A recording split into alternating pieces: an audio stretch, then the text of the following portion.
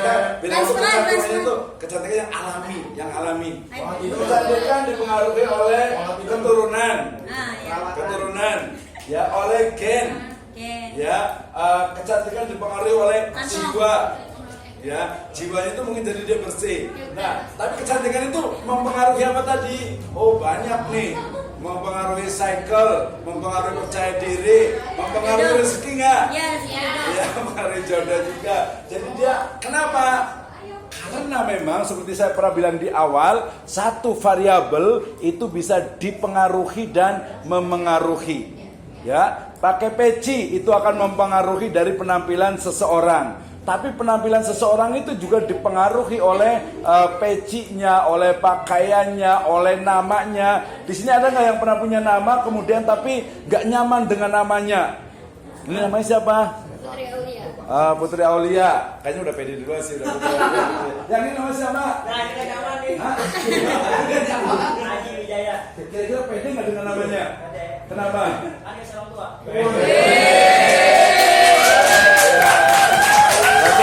Berarti bagus nih, berarti birrul walidain ya. Coba saya mau nanya jujur nih, ada nggak yang ngerasa aduh saya kok dikasih namanya ini gitu? Sultan. Ya saya yakin. Tapi saya yakin pasti ya nggak ngaku lah ya, tapi memang bersyukur. Tapi mungkin dalam hati itu pernah juga, kok saya diciptakan muka saya kok abstrak begini ya, gitu ya, kulitnya kok sawo busuk ya, gitu. Pasti ada gitu ya. Tapi nah itu berarti apa? Oh ternyata ada pengaruhnya. Misalnya nih kemarin saya pernah cerita kan, kalau umpamanya seorang akhwat yang dilamar oleh orang yang mungkin tadi misalnya tadi kulitnya hitam, kurus, tinggi, keriting, hidup lagi, gitu ya. Maka dia harus bersyukur. Kenapa? Dia akan pede. Wah, saya akan lebih tenang hidupnya. Kenapa? Karena pasangan saya pasti akan mawas diri, ya akan ngaca diri, nggak bakalan selingkuh, nggak bakalan cari yang lain, lagian nggak bakalan laku juga, gitu. Enggak juga ya. Masa sih? Emang pengalaman? Ada juga ya. Udah jelek ini lagi ya. Itu berarti pelakornya berarti. Mungkin dia kaya kali. Apa terus? Nah, ngomong tentang pelet. Wah, kemarin kan pelet, pengasihan, sihir, ya, susuk, apalagi. Ternyata sekarang itu diingat, ini sebuah wawasan. Ilmu, seperti pernah saya katakan, ilmu itu sangat dipengaruhi oleh paradigma, cara berpikir, worldview, dan juga agama seseorang. Tadi, pelet percaya nggak ada? Ada. Sihir percaya ada nggak? Ada. Nah ternyata kemarin kayaknya udah mungkin sebagian udah pernah dengar juga, di London sekarang di Inggris itu dibuka S2 dan S3 jurusan sihir. Kayaknya cocok nih. Ini cocok kayaknya nih. Enggak lah, jadi apa namanya? Jadi apa ya? Ini putri tidur. Enggak, jadi diteliti. Tapi kita nanya, kok bisa ya? Nah, lagi-lagi tadi ilmu pengetahuan itu sangat subjektif. Jadi kalau kita percaya sihir itu ada, ya kalau dalam Islam perspektifnya itu adalah bukan ilmu, bahkan haram untuk dipelajari. Gitu ya, tapi di sana itu dipelajari untuk membuktikan benar nggak seperti kemarin yang saya pernah katakan itu ya. Misalnya ada benda padat seperti ini kemudian masuk ke dalam perut tanpa melalui mulut, ya, tanpa melalui lubang yang lain, bisa nggak? Mungkin nggak kira-kira? Enggak gitu. Ya kalau pendekatan tadi yang paradigma kuantitatif dengan rasionalismenya itu nggak mungkin. Ya benda padat misalnya nih saya pinjam nih, pulpen ini bisa nggak masuk ke dalam perut itu tanpa melalui lubang? Bisa nggak? Kalau rasional tidak bisa. Tapi kalau dalam Islam bisa nggak? Gimana berarti caranya? Nah, berarti itu ada namanya super science. Ya, super science itu kayak dongeng, tapi mungkin nggak sih, bener nggak sih orang bisa terbang? Kayak gimana? Enggak, bukan dia pakai alat, pakai apa? Itu Pak ilmu hitam. Ilmu hitam, ada nggak ilmu putih? Hah? Nah itu memang karena memang kita dari sekolah dari SD, SMP, SMA selalu yang diukur itu adalah yang dikembang itu adalah intelektual atau rasional, sehingga semua yang dipikirkan itu adalah rasional. Padahal Imam Syafi'i rahimahullah beliau mengatakan bahwa saya jangan heran ketika melihat ada seseorang yang bisa berjalan di lautan gitu ya, kemudian dia bisa berjalan di ruang angkasa sebelum diukur dengan Al-Quran dan As-Sunnah. Maknanya apa? Ada orang yang bisa jalan di atas lautan, di atas air itu ada, yang bisa terbang pun ada gitu. Tapi seperti apa ilmiahnya? Lagi-lagi tadi rasional, paradigma positivisme itu mengajarkan sesuatu yang sifatnya rasional tapi menihilkan, meniadakan adanya agama. Nah ya, oke. Jadi itu nanti bagian dari apa? Dari semua yang ada di dunia ini dipengaruhi dan memengaruhi. Nah ini kalau di orang kuantitatif biasanya nggak seperti itu. Jawabannya adalah karena dalam penelitian kuantitatif dia dibatasi oleh sampel, dibatasi oleh populasi dan juga tempat untuk meneliti. Paham nggak kira-kira? Paham ya? Kalau kualitatif dia juga banyak kekurangannya. Ya banyak kekurangannya, misalnya untuk memastikan kenapa sih seorang ibu itu yang melahirkan kemarin itu sakit sekali gitu ya, kok mau melahirkan lagi? Gitu kira-kira apa ya? Ini kalau pengen punya anak? Kalau punya anak pengen berapa? 10. Berapa? 3 ya. Kalau ini? Dikasihnya Pak. Ya dikasihnya ya, tapi kan kita harus ikhtiar, harus usaha. Ya itu dikasihnya Pak. Ya oke. Jadi kira-kira 3 itu kan sampai 3 kali lahiran tuh. Kira-kira kenapa mau punya anak 3? Nah itu juga nanti rasional. Padahal kalau dalam Islam itu bukan hanya rasional. Melahirkan, mengandung, ya mengandung lagi, melahirkan lagi, mengandung lagi, melahirkan lagi, mengandung lagi. Nah itu ya, itu karena memang terpatri dalam jiwanya itu, oh ternyata nanti punya anak itu adalah sumber kebahagiaan, kemudian juga nanti bisa menolong kita ketika sudah tua misalnya gitu dan lain sebagainya. Jadi ada spirit yang itu tidak bisa dijelaskan oleh paradigma positivisme, rasionalisme dan kuantitatif. Paham? Jadi ilmu pengetahuan kebenaran itu diperoleh bukan hanya melalui satu metode tetapi multi approach dengan multi method. Oke, ya. Any question, ada pertanyaan? Kok nggak ada sih? Nanya dong. Oh belum. Nah ini kemarin yang kualitatif udah sampai di sini kan? Jadi kalau kita meneliti kualitatif itu seperti kita datang ke hutan. Ya, ke hutan itu nanti bentuknya itu apa? Di dalamnya kita nggak tahu seperti apa. Udah paham belum sih metode kualitatif? Contohnya yang ini, jangan itu bosan. Kasihan yang ini. Sebutkan satu contoh metode kualitatif, contoh penelitian kualitatif. Kualitatif, kayak gimana contoh metode penelitian kualitatif? Contoh penelitian kualitatif. Ada tahu nggak? Oke, yang ujung sana. Contohnya apa? Coba. Misalnya motivasi calon ibu untuk memiliki anak lebih dari 3, gitu ya. Atau mungkin menarik misalnya sekarang itu kan hampir semua pakaian untuk pengantin itu pasti muslimah, pakai hijab gitu ya. Nah kira-kira kenapa teman juga sekarang pakaian olahraga juga, gitu ya. Kenapa sih kok bisa seperti itu gitu ya? Nah itu adalah sebuah fenomena. Ada bisa kasih contohnya? Pengen tahu tentang apa? Penelitian apa yang kualitatif?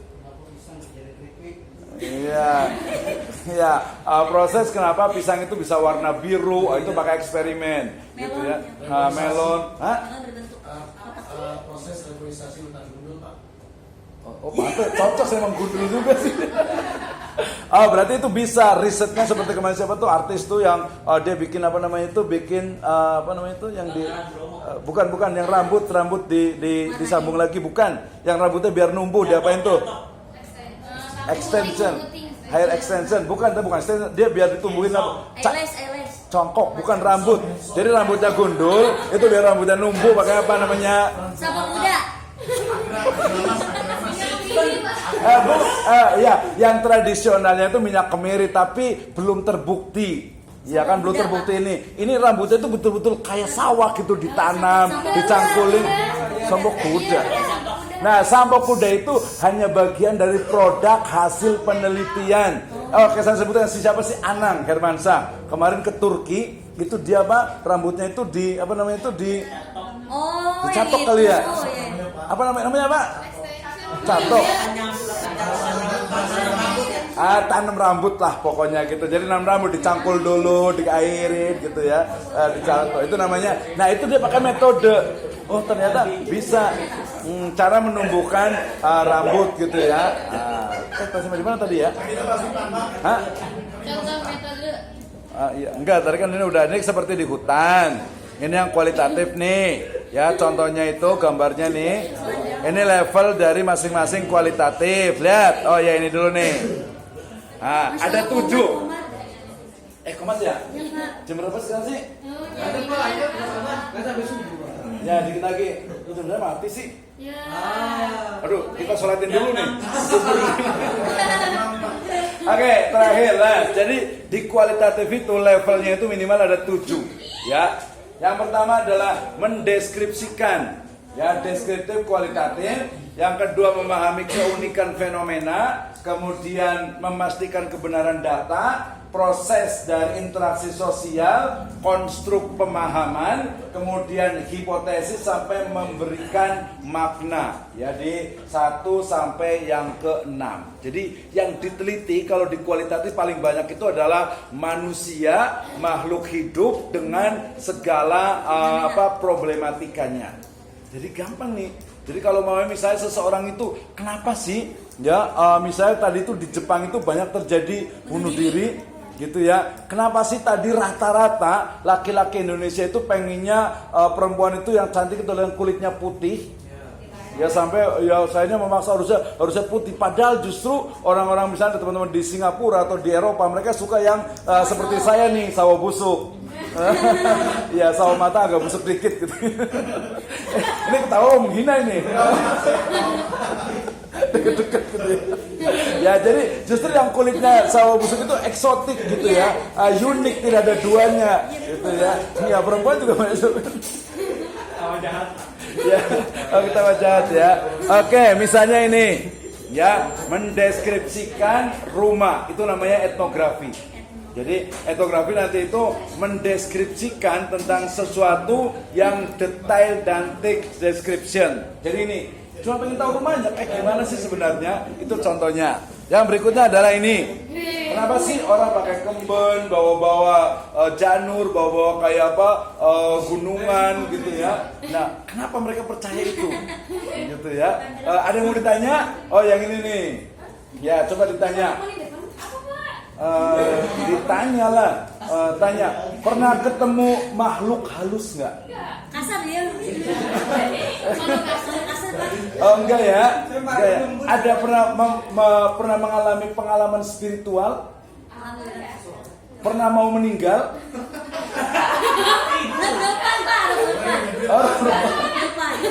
Enggak pernah meninggal, enggak pernah. Mati suri enggak pernah. Sakit pernah. Sakit apa? Sakit hati. Sakit pilek gitu ya. Rumahnya di dekat kuburan nggak?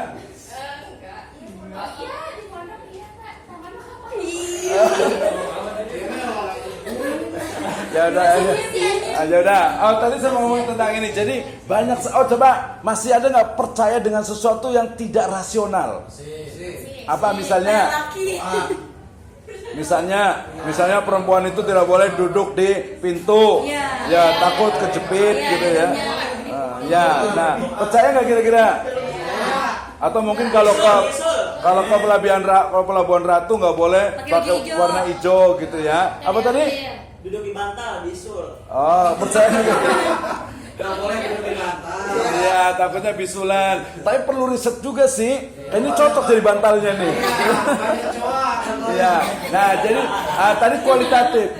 Kemarin saya udah cerita kan tentang kenapa muncul tadi misalnya hantu itu banyak kan perempuan, karena Indonesia itu memahami patrilineal. Seolah-olah itu perempuan itu adalah sumber kejahatan. Itu apa? Memang tidak, makanya tetapi fakta di masyarakat itu seperti itu. Misalnya kemarin saya bilang, udah dapat belum yang saya PR dari saya? Apa tuh, Pak? Yang katanya pembatal sholat, kalau kita sholat nih, ya kemudian di depan itu ada 3 hal yang lewat, sholat kita itu batal. Pertama itu adalah ular, yang kedua adalah anjing hitam, yang ketiga adalah perempuan. Nah berarti perempuan kayak anjing hitam. Isi Bapak tadi. Isi Bapak ya. Iya padahal beda, bukan ya. Oh PR kemarin bukan itu, PR-nya itu adalah benar tidak perempuan itu tercipta dari tulang rusuk yang bengkok. Kan berbelok-belok. Nah benar nggak kira-kira? Benar nggak kira-kira? Atau ada pertanyaan? Ada pertanyaan kemarin itu, udah jawab perasaan ya? Udah, Pak. Yang Nabi Adam. Udah. Kenapa Nabi Adam? Kenapa pertanyaannya? Yang Nabi Adam. Nabi Adam kenapa? Udah pada lupa ya? Oh ya udahlah, udah yang lalu biar berlalu. Ya kita balik lagi tadi ke kepercayaan yang kemudian dia tidak bisa dibuat penelitian dengan cara kuantitatif. Ya tapi dia harus memahami kenapa sih orang percaya tadi misalnya perempuan itu katanya kok jadi sumber kejahatan padahal tidak. Ya kenapa sih kemudian yang makan buah khuldi di surga itu kenapa Hawa dulu, yang mau itu Hawa, Siti Hawa, kenapa enggak Nabi Adam? Oh gitu ya. Ya padahal kan perempuan ingin dimengerti. Ya, nah itu lagi-lagi saya pernah cerita kemarin. Stigma tentang negatifnya perempuan itu oleh perempuan itu harus diperjuangkan karena tidak sesuai dengan pri kemanusiaan dan pri kewanitaan. Nah, ya itu ya, jadi harus perlu, makanya harus ada penelitian. Benar tidak nih perempuan tercipta dari tulang rusuk yang bengkok misalnya gitu ya. Kemudian kemarin juga katanya, ya kemarin masih ingat, laki-laki nafsunya 1, akalnya 99, perempuan nafsunya 99, akalnya itu 1. Pokoknya hal-hal yang negatif tentang perempuan itu harus tadi diperjuangkan. Ya, dan sumbernya tentu saja karena kita itu adalah Islam, harus didasarkan kepada Islam. Misalnya hadis tadi tentang yang tadi yang lewat itu tidak seperti itu. Itu adalah pemahaman dari orang-orang. Ya. Nah, tadi itu yang perempuan menyamakan dengan itu adalah pemahaman dari orang-orang liberal. Ya, orang-orang liberal. Udah habis ya? Udah 1 lebih nih.